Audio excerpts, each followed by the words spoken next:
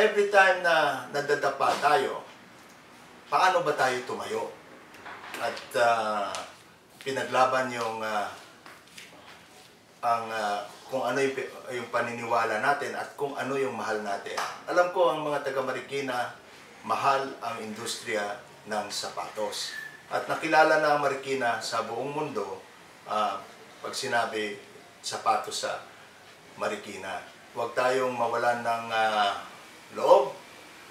Ituloy natin ang pakikipaglaban at pagpapakita ng galing ng Pilipino sa paggawa ng sapatos. Pero siyempre, kailangan ng suporta ng buong bayan, kasama ng ating gobyerno at ng private sectors para magtagumpay itong pagmamahal ng dito sa industriya ng sapatos ng taga Mariqueño. Suportahan po natin sila lahat dahil hindi po nila kaya na sila lang.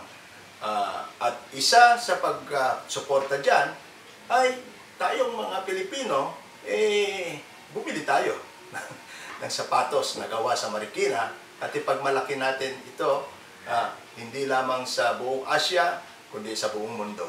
Gawang Marikina, gawang kinikilala.